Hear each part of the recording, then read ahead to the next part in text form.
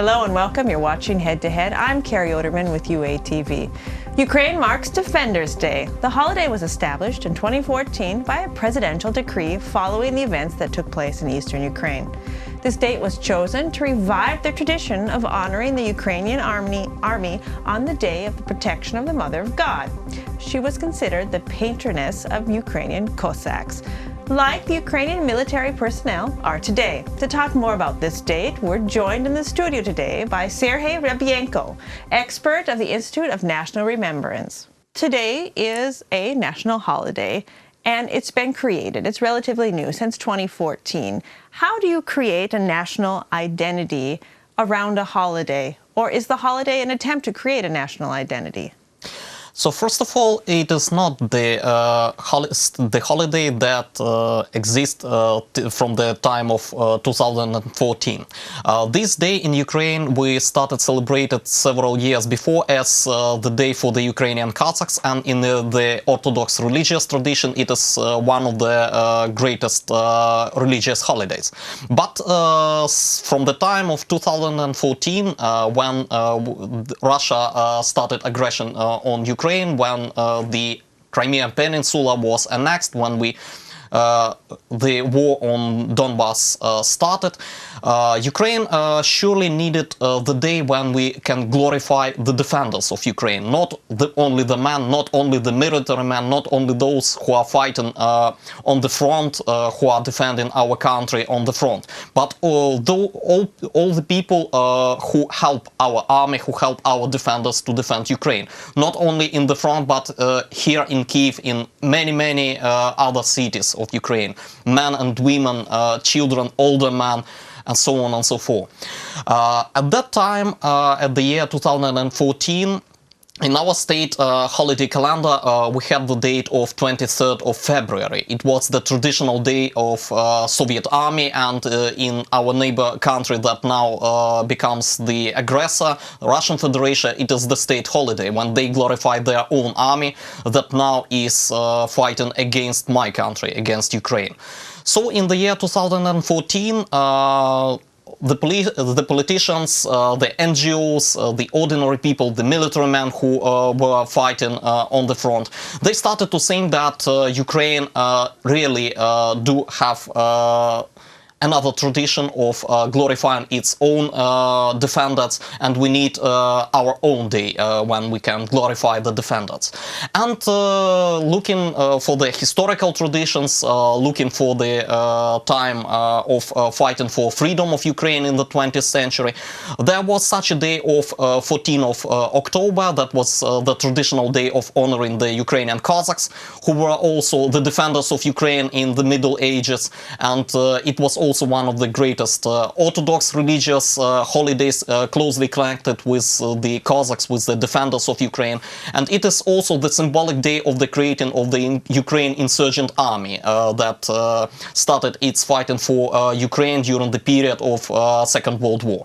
So at the time of 2014, the president signed a decree that proclaimed this day as the Defenders' Day for Ukraine. And from that time we had such a state holiday.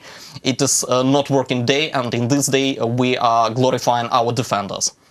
Okay, so it's a new holiday on the official calendar, but it's been celebrated in different ways for many years. Yeah. Now, it's officially been called Defenders Day for the last 5 years. What kind of traditions have already interwoven themselves into Ukrainian culture? What happens on Defenders Day? So first of all, during these last 5 days, we glorify, we thank for our defenders, for the soldiers, for the women, for the volunteers, for all of our people who are helping to defend our country. We thank them, we glorify them. During several last years, there was also a tradition when the high officials of my country, the president, the head of the Ministry of the Defense, the commanders of the National Guard, the commanders of the army, they thank the heroes of Ukraine. They remember those who were fighting for the freedom of Ukraine and who are unfortunately are not with us nowadays because they were killed during the war, or they died, or something like that.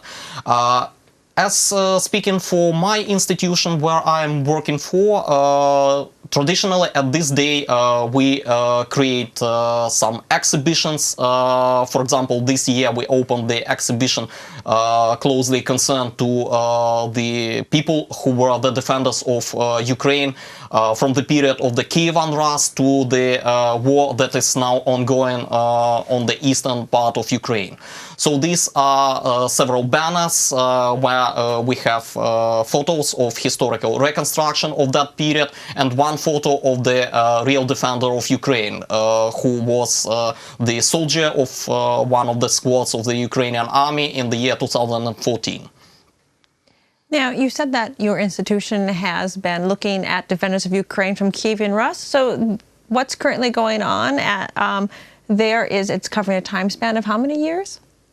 Usually, as we are speaking about the activity of my institution, the activity of the institution mostly is connected with the history of Ukraine of 20th century. Okay. But while we are creating some exhibitions or some popularized projects connected with the history of Ukraine, sometimes we used some material from deeper parts of Ukrainian history, from the times of Kievan Rus, from the times of the Cossacks, who were also the defenders of Ukraine. And while we are speaking about the tradition of defending the country or defending the houses by Ukrainians from the enemy, so we cannot speak only about the war that is now ongoing on Donbass, because this tradition is much deeper. The enemy that we are fighting against nowadays is the same. Nowadays it is Russian Federation, but before it was Soviet Union with the center in Moscow, and before this it was Russian Empire, before this it was Russian Tsarist state, and so on and so forth. So it is the same enemy that we are fighting again. And nowadays we are trying to speak that it is not the problem only of the year 2014, it is a much deeper problem, and we should learn the lessons of history to understand why we are still fighting for our independence. Now, Ukraine is full of diversity, and Defenders Day sounds like it's focused on the military. But there were also volunteers in 2014. I'd like you to talk about how volunteers are included into the Defenders Day celebration. And one more question. This is based on an Orthodox Christian date. Now, we have the Annexed Peninsula. We have many Crim Tatar that are fighting in the military. How are they also included into Defenders Day? First of all, speaking about the volunteers, for example, today when we are opening our exhibition connected with the defenders of Ukraine, one of the speakers on this exhibition was Yana Zinkevich. She is nowadays the deputy of the Ukrainian parliament, but before this she was one of the famous volunteers. She was the head of the squad called Hospitaliers. It is the volunteer battalion that helps our defenders on the front and gives them medical aid. So it's partly the answer on your question, how the volunteers are involved in this activity connected with the Defenders Day. As speaking about those defenders of Ukraine who are not Orthodox Christians, I think as I spoke to some of them, it is not the problem of that they are not the Orthodox Christians or something like that, because this date is a rather symbolic day. It is not only the traditionally Orthodox Christianity holiday. It is also the tradition of the Ukrainian Cossacks. Most of them were historically surely the Orthodox, but for some period of time we can see they are not only Ukrainians, not only Orthodox Ukrainians. As we're speaking about the period of Ukrainian insurgent army, very many of the soldiers in this Ukrainian insurgent army were not the Orthodox Christians. There were not only Ukrainians. If we are looking on some historical researches, we can find there not only Ukrainians, but Russians, but Tatars, sometimes Poles, sometimes Jews, and many others. So we are speaking about all the people who are defending Ukraine and who were defending Ukraine during the period of fighting for independence Ukraine. I think that it is not the problem is not that in this day the people who are the defenders should celebrate some religious tradition. They should glorify their brothers, the people who were fighting with them for the freedom of Ukraine. I think it's rather a good tradition for them, and it is rather good tradition for the whole nation to unite. That's all the time we have. Thank you for telling us about Defenders Day today, a day for all Ukrainians. That was Serhiy Ryabenko, expert of the Ukrainian Institute of National Remembrance. Thank you for watching, and stay tuned for more with UATV.